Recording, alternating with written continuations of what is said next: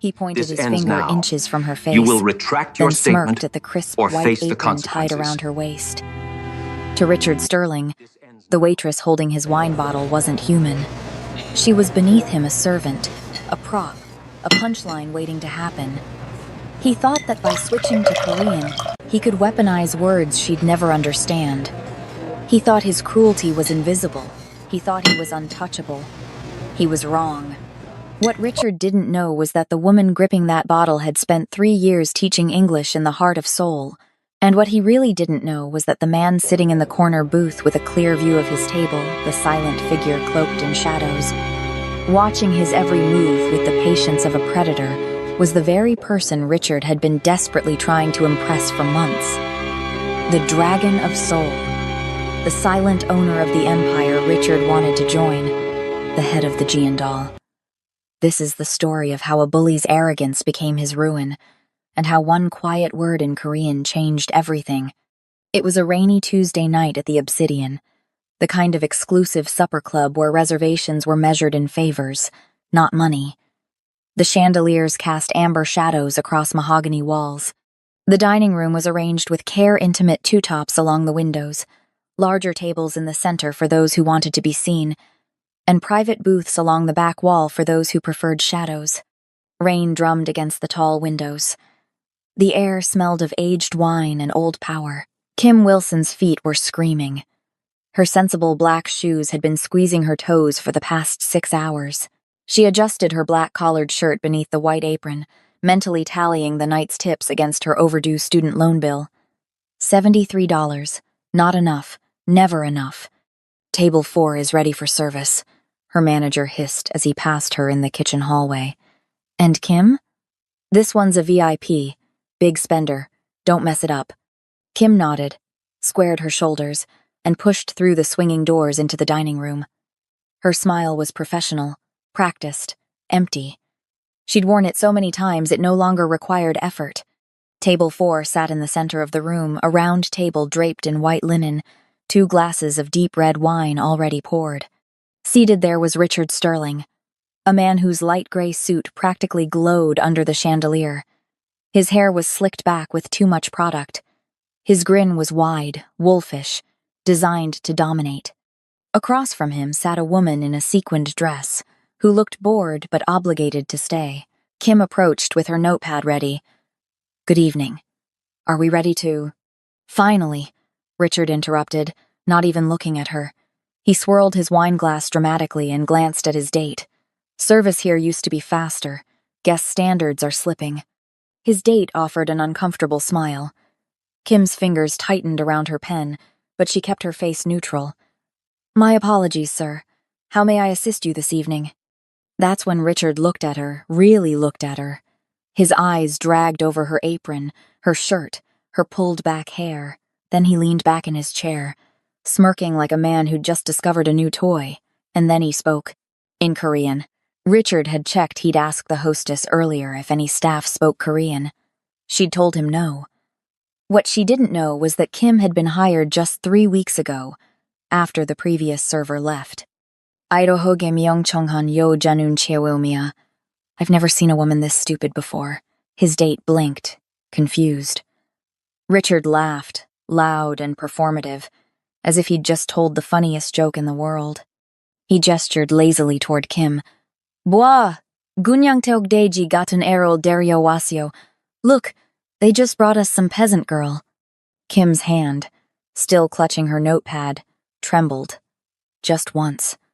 A flicker. Her jaw tightened, but she said nothing. She couldn't. Not if she wanted to keep this job. Not if she wanted to eat next week. But someone else noticed. In the corner booth along the back wall, shrouded in shadow, framed by the golden glow of a table lamp, sat a man who had not moved in 20 minutes. 2 men in dark suits stood near the entrance. So still and professional they blended into the shadows, the kind of security that went unnoticed until needed. His black suit blended into the darkness of the leather booth. His face was sharp, expressionless, carved from stone. His hair was parted with surgical precision, and his eyes, dark, cold, unblinking, were locked on Richard Sterling's table. "You suck." The Dragon of Soul, the silent owner of the obsidian. The man Richard Sterling had been trying to meet for 6 months, and he had just heard every word. Kim forced her pen to the page, her voice steady despite the storm building inside her chest. "And for your entree tonight, sir?" Richard waved her off dismissively, still grinning at his date. "Ani, nan jinja gungimhe. Eoteoge iroge meong chongan sarameo gohas ulka." No, I'm genuinely curious. How do they even hire someone this dumb? In the corner booth, Yusuk's glass hit the table. Not loudly, just a single, deliberate thud. The sound cut through the restaurant like a blade. Kim's eyes flicked to the booth. For half a second, her gaze met Yusuk's. Dark, intense, lethal, a silent promise that something was about to break. She looked away quickly, heart pounding, and turned her attention back to Richard, who was now laughing even harder, completely oblivious to the executioner sitting across the room with a clear view of his table. Subscribe to see how this unfolds and comment where you're watching from. I'd love to say hello to you just to know how far our story is going. The back hallway of the obsidian smelled like lemon polish and desperation. Kim Wilson stood in front of the staff mirror, tucking a loose strand of hair behind her ear with fingers that wouldn't stop shaking. The fluorescent light above her buzzed like an angry wasp, casting harsh shadows across her face. She reached into her apron pocket and pulled out the envelope. She didn't need to open it. She'd read it 3 times already during her lunch break. Past due. $847. The words were printed in angry red letters, like they were shouting at her. Her student loan servicer didn't care that she was working double shifts. They didn't care that she'd skipped breakfast for the 3rd time this week. They just wanted their money. Kim folded the notice and shoved it back into her pocket, then smoothed down her black collared shirt. The fabric was cheap, slightly faded from too many washes, but it was clean, professional. It had to be. At the Obsidian, even the staff had to look like they belonged among the crystal and mahogany, even if they could never afford to eat there. She was adjusting her white apron, making sure it sat perfectly at her waist. No wrinkles, no stains when her manager, Dennis, appeared in the hallway like a ghost. He was a thin, nervous man with a receding hairline and the permanent expression of someone who'd just been yelled at by someone richer than him. "Kim." His voice was sharp, urgent. She turned, forcing her professional smile into place. "Yes?"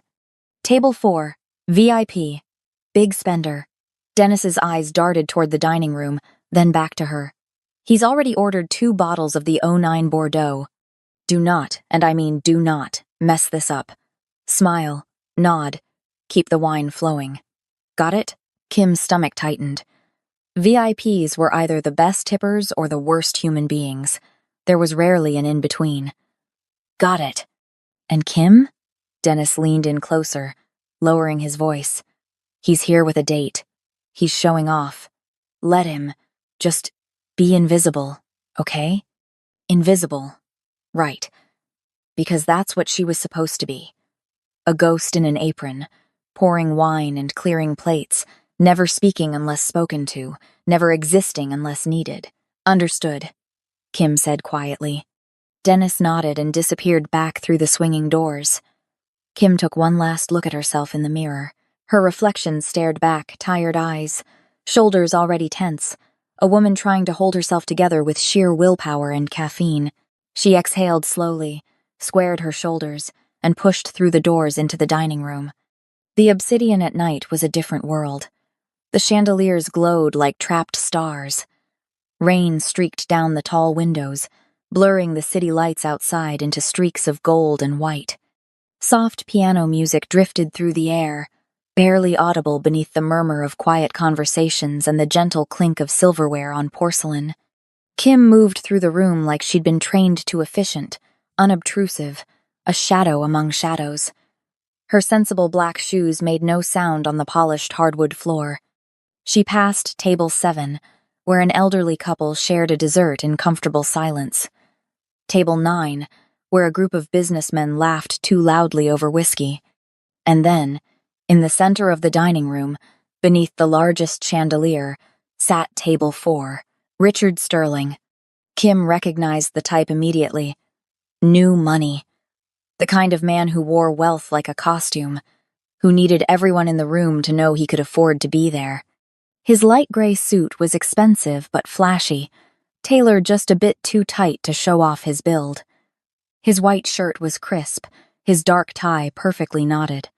His hair was slicked back with so much gel it looked wet, and his smile wide, predatory, self-satisfied was the smile of a man who'd never been told no in his life. Across from him sat a woman in a sequined black dress. She was beautiful in the way that required effort, perfect makeup, perfect hair, perfect posture, but her eyes were distant, like she was performing a role she'd rehearsed too many times.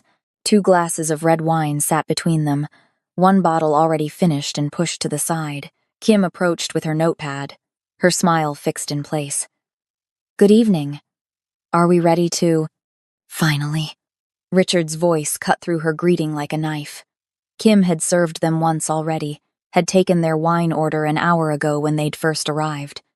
Now she was returning for their entree order, but Richard acted as if she'd kept him waiting for the first time. He didn't look at her. He swirled his wine glass lazily, holding it up to the light as if inspecting it for flaws. Service here used to be faster. Guest standards are slipping. His date shifted uncomfortably but said nothing. Kim's fingers tightened around her pen, but her voice remained steady. "My apologies, sir. How may I assist you this evening?" That's when Richard looked at her. Really looked at her. His eyes dragged slowly from her face down to her apron, her shirt, her shoes. It wasn't the look of someone seeing a person, it was the look of someone appraising an object, judging its worth, finding it lacking. He leaned back in his chair, the corner of his mouth curling into a smirk. Then he turned to his date and switched languages without warning. "이러하게 명청한 여자는 처음이야. I've never seen a woman this stupid before." His date blinked, her confusion evident. "What?" Richard laughed loud, performative, designed to draw attention. He gestured toward Kim with his wine glass. "Wah, gunyang togdeji gatan aerial deriowaseo." "Look, they just brought us some peasant girl." The Korean flowed from his mouth with the casual arrogance of someone who believed he was speaking a secret code. He thought he was clever, untouchable. He thought no one would understand. Kim's hand trembled. Just once. A slight shake that she forced still by gripping her pen harder. Her jaw tightened, her teeth pressing together so hard it hurt. But she said nothing. She couldn't. Not if she wanted to keep this job. Not if she wanted to pay rent next week. 3 years. She'd spent 3 years teaching English in Seoul. 3 years navigating a language she'd fallen in love with, eating tteokbokki from street vendors, riding the subway through Gangnam at midnight, laughing with her students when they mispronounced refrigerator. She understood every word Richard Sterling had just said. Every single, vile syllable, but he didn't know that. He couldn't know that. So she swallowed the anger rising in her throat and kept her face blank. Professional, invisible. "And for your entree tonight, sir." Her voice was steady, detached. The voice of someone who'd learned to survive by disappearing. Richard waved her off dismissively, still grinning at his date like he'd just told the funniest joke in the world. "Ani, nanjinja gungumhe. Eo teoga iroga meong chonghan, saramel go has ulka." No, I'm genuinely curious. How do they even hire someone this dumb? In the corner booth along the back wall sat a man who had not moved in over 20 minutes. Yusuk. The shadows clung to him like they'd been tailored specifically for his frame. His black suit blended seamlessly into the dark leather booth. His black tie, his white shirt, the sharp lines of his jaw, all of it screamed control, precision, danger. His hair was parted perfectly, not a strand out of place, styled in the kind of effortless elegance that only came from meticulous care. But it was his face that made people nervous. Expressionless, unreadable, a mask of stone that gave nothing away. And his eyes, dark, cold, calculating, were locked on Richard Sterling's table. Yusuk had been coming to the Obsidian every Tuesday night for the past 3 months. Always the same booth, always alone. He ordered whiskey, neat, and sat in silence, watching, listening, observing. Most people assumed he was a businessman, a CEO perhaps, or an investor, someone important enough to afford the privacy of the corner booth but uninteresting enough to ignore. They were wrong. Yusuk was the silent owner of the Obsidian. He was also the head of the Jeondal, the most feared Korean organized crime syndicate on the East Coast. Men trembled when they heard his name. Entire businesses collapsed when he made a single phone call. He was known in certain circles as the Dragon of Seoul, a man who moved through the world like smoke, invisible until he struck. And right now, he was watching Kim Wilson. He'd noticed her the first night he'd come here.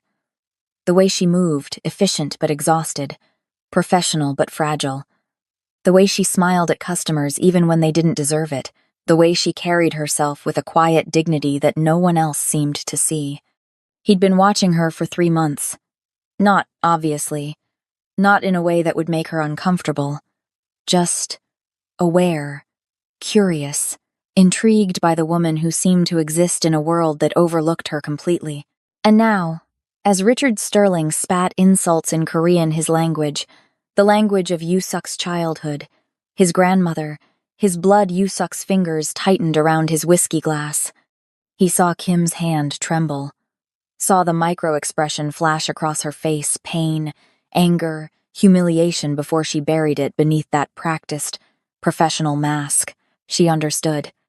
Yusuk tilted his head slightly, his eyes narrowing. Interesting.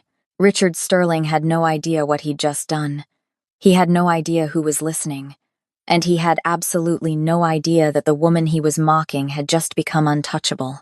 Kim forced herself to stay calm, to breathe, to keep her voice even. "Would you like me to describe tonight's specials, sir?" Richard wasn't listening. He was too busy enjoying himself, too intoxicated by his own cleverness. His date picked at her napkin, clearly uncomfortable but unwilling to intervene. "Gunyo e miore niomu napunio. Nuguga joryoga saingakaya siolka." Richard continued, gesturing vaguely toward Kim's hair. Her hair is so bad. Who would think that was acceptable? Kim's breath hitched. Just for a second. She felt the heat rising in her chest, the anger clawing its way up her throat. Her hand still holding the pen shook again. But she didn't speak. She didn't move. She just stood there, waiting, enduring, surviving. Yusuk saw it all. Every twitch, every flinch, every breath she held to keep herself from breaking. His glass hit the table with a deliberate thud. The sound was quiet, controlled, but it cut through the restaurant like a gunshot. A few nearby diners glanced over briefly before returning to their meals. Dennis, who had been watching from the kitchen doorway, took a step forward but froze when he recognized the man in the corner booth. His face went pale, and he quickly retreated back through the swinging doors. Richard Sterling didn't even notice, but Kim did. Her eyes flicked toward the booth in the shadows. For just a moment, half a second, maybe less, her gaze met Yusuk's. Dark, intense, lethal, her breath caught. There was something in those eyes. Something dangerous. Something that promised consequences. She looked away quickly, her heart pounding, and forced her attention back to Richard. I'll give you a moment to decide," she said quietly, her voice barely above a whisper. Richard waved her off without looking. "Gunyo isin baldo napunio. Gananhan saram gateo." Her shoes are terrible too.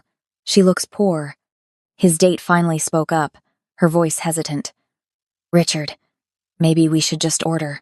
"Relax, babe." Richard grinned, refilling his wine glass with exaggerated flair.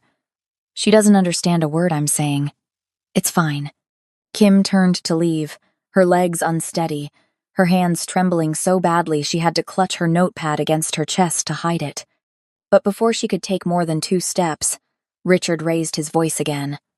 This time, louder, confident, performative. "Soljiki, Iroge myongchong han yojanun cheo yumiya. Eo teoge ilhanun jeoya. Honestly, I've never seen someone this stupid. How does she even work here? The words hung in the air like poison. And that's when Richard made his mistake.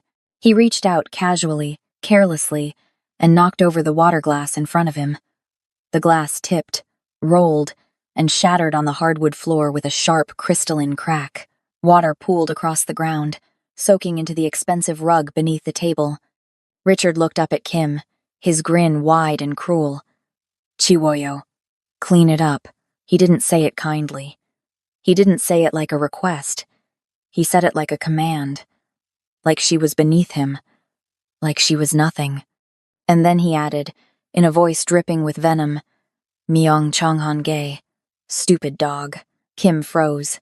The entire restaurant seemed to freeze with her. Her hand, still clutching her notepad, trembled violently now. Her breath came in shallow, uneven gasps. Her vision blurred at the edges, tears threatening to spill over, but she blinked them back furiously. She would not cry. She would not give him the satisfaction. She knelt down slowly, carefully, and began picking up the shards of broken glass with her bare hands. Her fingers shook. A piece of glass nicked her thumb, drawing a thin line of blood, but she didn't stop. She just kept picking up the pieces, one by one, her breath hitching in her throat. Richard laughed, loud, triumphant. His date looked away, shame written across her face, and in the corner booth, Yusuk rose to his feet. The movement was slow, deliberate, the kind of motion that carries weight, inevitability, consequence. He stepped out of the shadows, his black suit catching the light from the chandelier above. His face was still expressionless, but there was something different now, something cold and final, like a door closing forever. He moved toward table 4 with the quiet confidence of a man who had never been afraid of anything in his life. Richard was still laughing, oblivious, drunk on his own cruelty, until a hand firm, iron, unyielding, clamped down on his shoulder. The laughter died in his throat. The entire restaurant went silent. The hand on Richard's shoulder was not a request. It was a statement. Final, absolute. Richard's laughter cut off mid-breath, his body going rigid as if every muscle had suddenly remembered what fear felt like. The glass he'd been holding hovered inches from his lips, frozen in the air. What the... Richard started to turn, annoyance flashing across his face, but then he saw who was standing behind him. Yusuk, 6 feet of silent, controlled fury wrapped in a black suit that cost more than Richard's car. His face was carved from stone, no anger, no expression, just an arctic calm that was somehow more terrifying than rage. His dark eyes locked onto Richard with the focused intensity of a predator that had just decided its prey wasn't worth eating, only destroying. The entire restaurant had gone silent. The piano music had stopped. Conversations died mid-sentence. Even the clink of silverware ceased. Every eye in the obsidian turned toward table 4, watching, waiting, sensing that something catastrophic was about to unfold. Kim was still on her knees, frozen with a shard of broken glass in her bleeding hand. Her eyes were wide, locked on the man in the black suit who had materialized like a shadow given form. Richard tried to shake off the hand on his shoulder, his confidence returning in a surge of misplaced bravado. "Get your hand off me, buddy. I don't know who you think you are, but..." He didn't get to finish. Richard raised his other hand, his right hand, and lifted it toward Kim's face, fingers poised to snap, to demand, to humiliate her one more time, but the hand never made it. Yusuk moved with a speed that didn't seem human. His fingers closed around Richard's wrist mid-air, catching it like a vice. The grip was iron, unbreakable. Richard's face went pale, his mouth opening in a silent gasp of pain as Yusuk applied just enough pressure to make his point without breaking bone. Yet, "I wouldn't do that," Yusuk said quietly. His voice was low, smooth, almost gentle, but beneath it was something else. Something that promised violence if pushed even 1 inch further. Richard tried to pull his wrist free. It didn't budge. His eyes widened, panic beginning to creep into his features. Let go of me.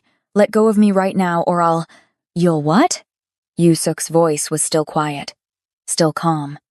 He released Richard's wrist with a deliberate slowness, as if discarding something distasteful. Finish your threat. I'm curious. Richard rubbed his wrist, his face flushed with anger and humiliation. His date had gone completely still, her hands folded in her lap, her eyes fixed on the tablecloth as if she could disappear into it. Do you have any idea who I am? Richard's voice was louder now, trying to reclaim control of the situation. I'm Richard Sterling. I close deals worth more than you'll make in a lifetime. I have meetings scheduled with the chairman of K Group next week, or at least I did have meetings scheduled. And if you think— The chairman, Yusuk repeated softly. He didn't smile. He didn't move. He just stood there, towering over Richard like a monument to consequences. Interesting. Richard seemed to take this as encouragement. He straightened his tie, puffing out his chest like a peacock trying to intimidate a tiger. That's right. The chairman. Yusuk. So unless you want to end up on his bad side, I suggest you— Your suit, Yusuk interrupted, his voice cutting through Richard's bluster like a scalpel. It's a knockoff. Richard blinked. What? Your suit, Yusuk repeated, his eyes scanning Richard with the clinical detachment of a surgeon identifying a tumor. It's a poor imitation of a Brioni. The stitching is uneven along the lapel. The buttons are plastic, not horn. The fabric is synthetic blend, not wool. You paid, what, $800 for it? Maybe $1,000? Richard's face went red. That's how dare you. Your watch. Yusuk's gaze dropped to Richard's wrist, where a gold watch glinted under the chandelier light. Rolex Submariner. Or at least, that's what you want people to think. But the crown logo is slightly off-center. The weight is wrong. The second hand doesn't sweep it ticks. You bought it online. Maybe $200. Richard's mouth opened and closed like a fish drowning in air. Yusuk leaned in slightly, his voice dropping to a whisper that somehow carried across the entire silent restaurant. Your wine. You ordered the 2009 Bordeaux because it was the second most expensive bottle on the menu, but you've been drinking it like fruit juice. No appreciation for the tannins, no respect for the vintage. You don't know wine, you just know price tags. Richard's hands were shaking now, his face a mottled red and white. His date had her hand over her mouth, her eyes wide with second-hand embarrassment. And your manners, Yusuk continued, his tone never rising, never hardening, remaining perfectly, terrifyingly calm, are non-existent. You mock a woman who is simply doing her job. You use a language you barely speak to insult someone you perceive as beneath you. You perform cruelty for applause. He paused, letting the words settle like stones. You are not wealthy. You are not powerful. You are a man playing dress-up, hoping no one notices you don't belong. The silence in the restaurant was deafening. Richard's face had gone from red to white, to a sickly gray. He opened his mouth, searching for words, for some way to reclaim his dignity. Yusuk didn't give him the chance. He leaned in close, so close that only Richard could hear, and switched to Korean. His voice was a low, lethal whisper, each syllable dripping with contempt. Nai sonimi mo sol hesio. You have offended my guest. Richard's eyes went wide. The color drained completely from his face. Yusuk straightened, his expression still perfectly neutral, and switched back to English. You wanted to meet the chairman. Congratulations. You just did. For a moment, Richard didn't understand. His brain was too busy short-circuiting, too busy processing the impossible reality unfolding in front of him. Then it hit him. The chairman. Yusuk. The dragon of soul. The man he'd been trying to schmooze, to impress, to manipulate into giving him an investment deal. The man whose restaurant he was sitting in. The man whose language he'd been butchering all night. The man he'd just insulted. Richard's legs gave out. He half collapsed back into his chair, his hands gripping the edge of the table for support. No, wait. I didn't know. You didn't know, Yusuk agreed quietly. And that is precisely the problem. Richard's date grabbed her purse and stood up abruptly, her chair scraping loudly against the floor. I'm leaving, she said, her voice shaking. She didn't look at Richard. She didn't look at anyone. She just turned and walked toward the exit as fast as her heels would carry her. The remaining diners watched her go, then turned their attention back to the unfolding confrontation. Richard had been performing for an audience of one, and now she was gone, but dozens of witnesses remained. Richard barely noticed. He was staring up at Yusuk like a man watching his own execution. Please, I can explain. It was a joke. I didn't mean a joke, Yusuk repeated. His tone was flat, empty. You humiliated a woman, destroyed property, and used my language, to degrade someone under my protection. And you call it a joke. I'll apologize. Richard's voice was climbing toward hysteria now. I'll apologize right now. I'll pay for everything. The glass, the wine, whatever you want. Just please, don't. Yusuk reached into his jacket pocket with slow, deliberate movements. He pulled out a sleek black phone, the kind that didn't have a brand name because it didn't need one. He unlocked it with a single swipe of his thumb. Do you know who I am? Richard had asked earlier, full of arrogance and self-importance. Now, Yusuk was about to answer that question properly. He tapped the screen twice, then held the phone to his ear. The silence in the restaurant stretched impossibly tight, like a wire about to snap. Someone answered on the second ring. Mr. Choi, his head of security and operations, kept files on every person who requested meetings with K Group. The man never slept. Mr. Choi, Yusuk said calmly, his voice carrying clearly across the dining room. He wasn't trying to be quiet. He wanted everyone to hear. It's Yusuk. I need you to pull up the file for Richard Sterling. Sterling. Yes, that one. Richard's face went from gray to green. Wait. What are you… Yusuk held up one finger, a silent command for silence. Richard's mouth snapped shut. I see, Yusuk continued, his eyes never leaving Richard's face. Sterling Capital? Yes, I know them. They've been requesting meetings for 6 months now.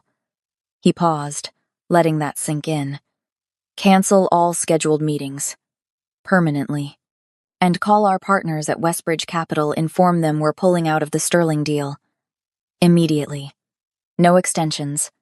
No negotiations. Richard made a sound like a wounded animal. No, please. You can't. That deal is worth $40 million. Without K Group backing, Westbridge will pull out entirely.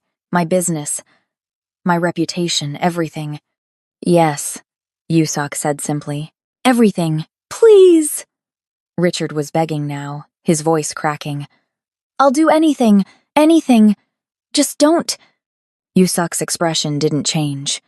He spoke into the phone again. Also, flag his accounts across the network. No further meetings, no refinancing. And make sure his partners at Westbridge Capital are informed of the situation immediately. I'm sure they'll want to reconsider their association. Richard's hands were shaking so badly he knocked over his wine glass. Red liquid spilled across the white tablecloth like blood. You're destroying me, he whispered. No, Yusuk corrected quietly. You destroyed yourself. I'm simply making sure everyone knows. He ended the call with a single tap and slid the phone back into his jacket. Then he looked down at Richard with the same cold, emotionless expression he'd worn since this entire confrontation began. I am Yusuk, he said softly. I am the chairman of K Group. I am the owner of this restaurant. And you… He paused, letting the weight of the moment settle. You are finished. Richard opened his mouth one more time, but no words came out. He just sat there, broken, staring at the man who had just dismantled his entire life with a single phone call. Yusuk turned slightly and gestured toward the entrance. The 2 men in dark suits who had been standing near the entrance security, though they'd been so unobtrusive that no one had noticed them until now, moved forward with professional efficiency. "Escort Mr. Sterling out," Yusuk said calmly. "He's no longer welcome here." The two men moved with professional efficiency. They didn't grab Richard roughly or make a scene. They simply stood on either side of him, their presence alone enough to communicate that resistance was not an option.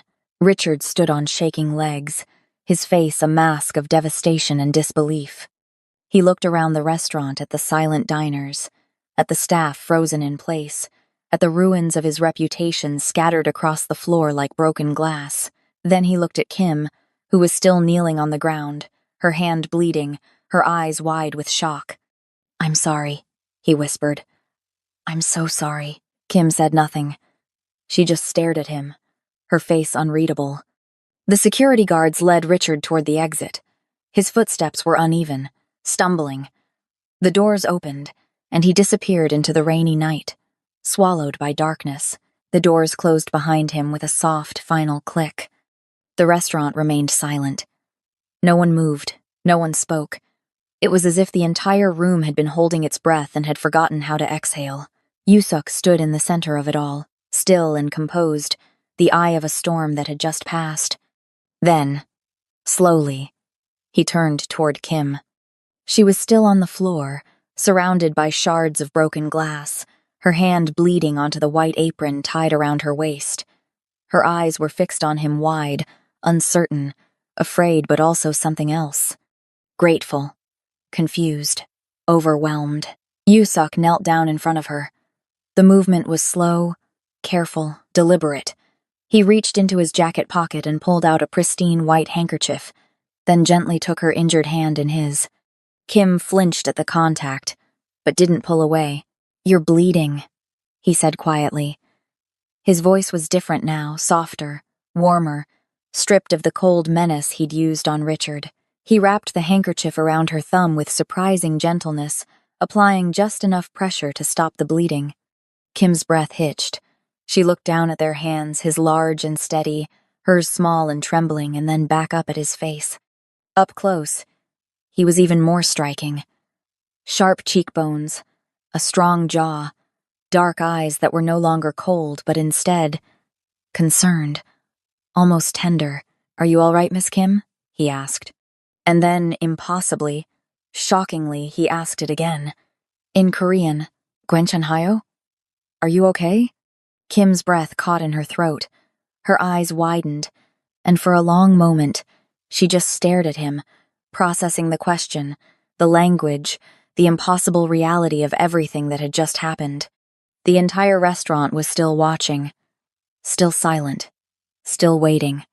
Kim opened her mouth, and then, in perfect, fluent Korean, the Korean of someone who had lived in Seoul, who had walked its streets and laughed in its cafes and taught its children, she answered him. "네, 괜찮사옵니다, 호장님. 감사합니다." "Yes, I'm fine, Chairman. Thank you." The effect was immediate. Yusuk's eyes widened just slightly, just for a fraction of a second, but it was there. Surprise. Genuine, unfiltered surprise. Around the restaurant, a ripple of shock moved through the crowd. Whispers started, low and urgent. "She speaks Korean? Did you hear that?" She understood everything. Oh my God. She knew the whole time, but Yusuk wasn't listening to the whispers.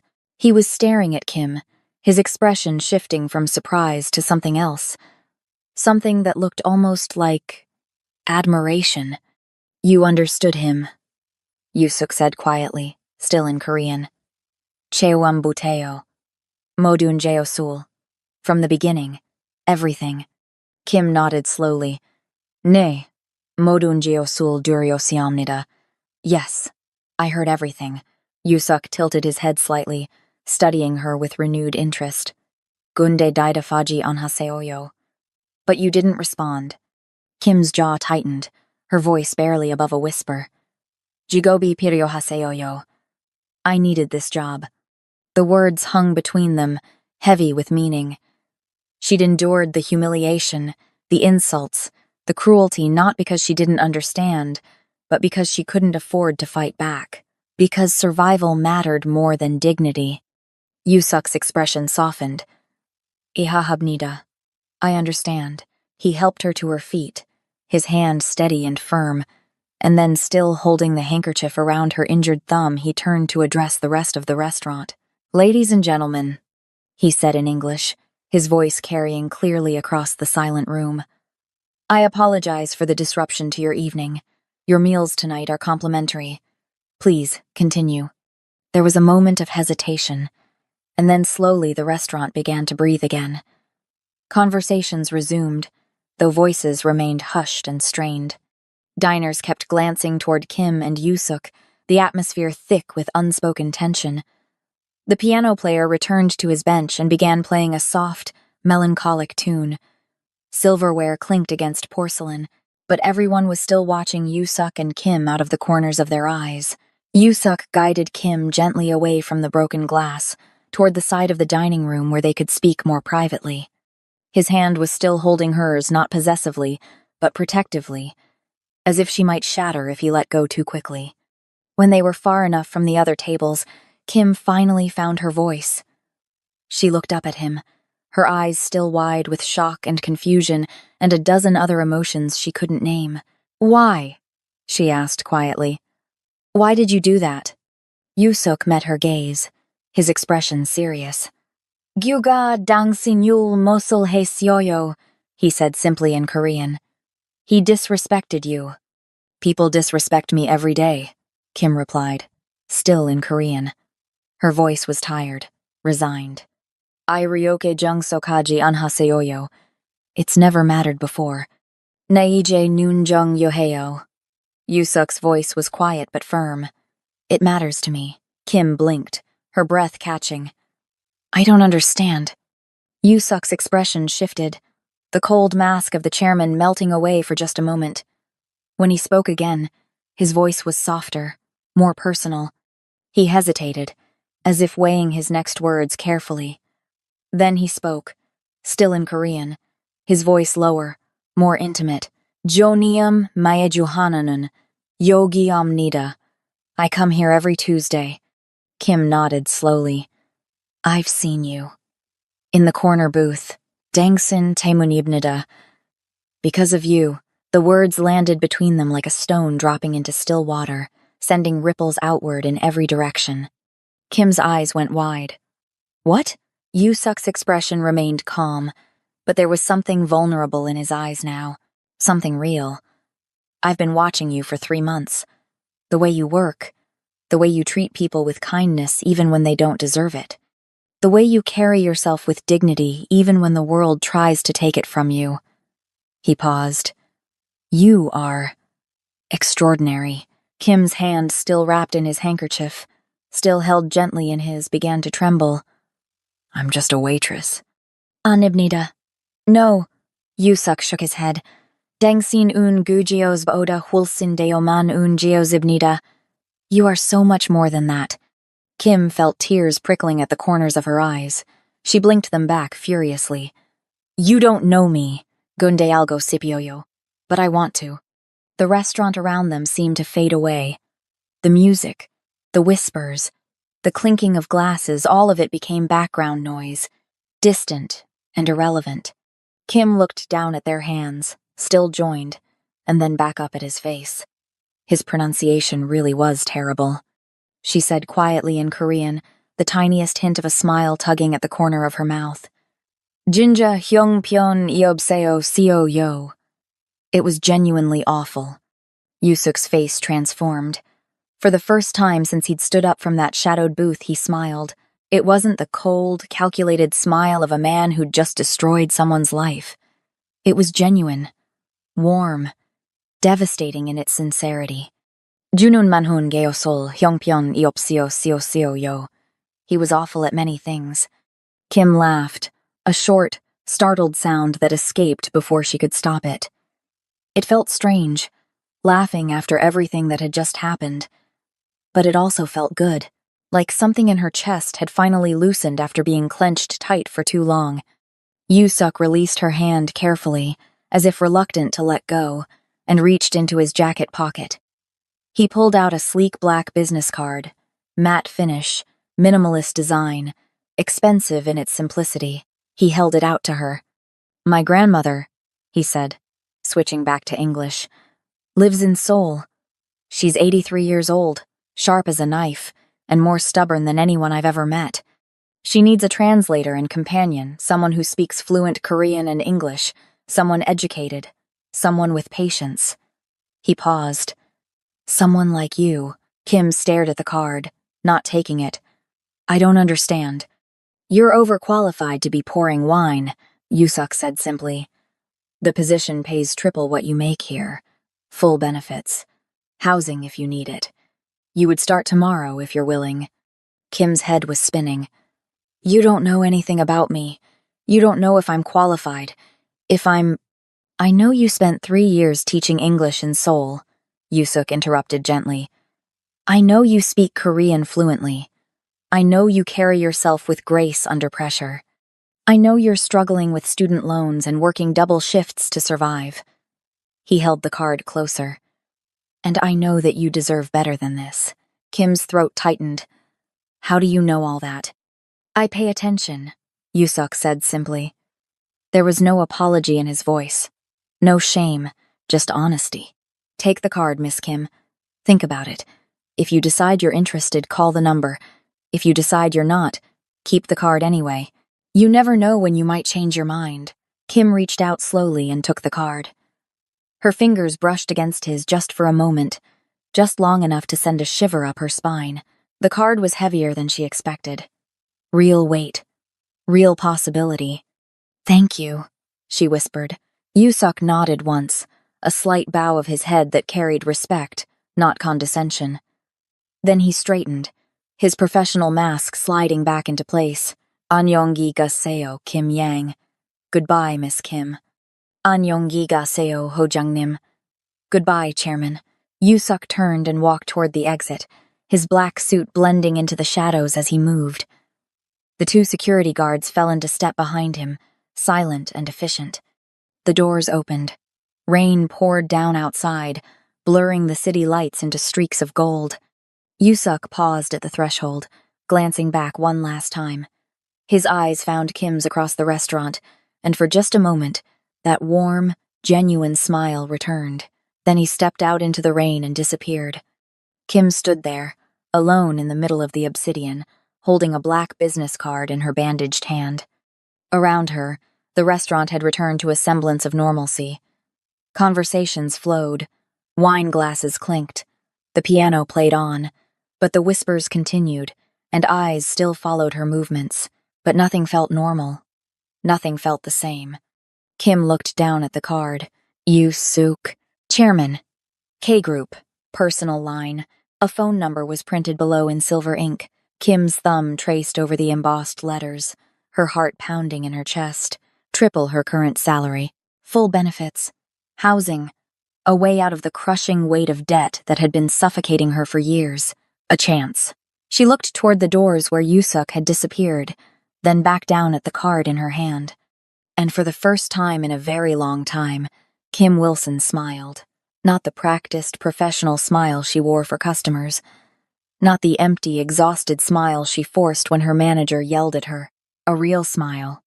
Full of hope. Full of possibility. She slipped the card carefully into her apron pocket, right next to the past due tuition notice that had been haunting her all night. Dennis emerged from the kitchen, his face pale and apologetic. "Kim, go home. Early. Full pay. I'm sorry about everything." Kim nodded, too overwhelmed to argue.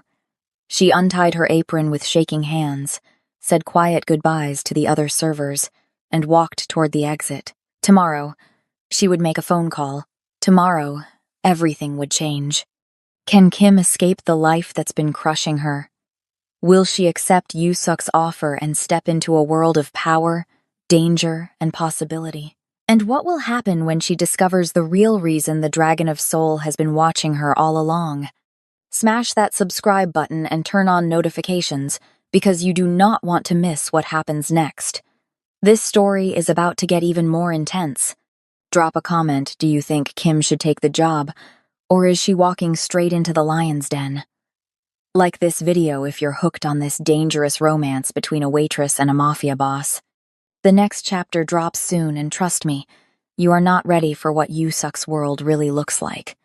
See you in the next one if Kim survives her first day working for the Korean mafia.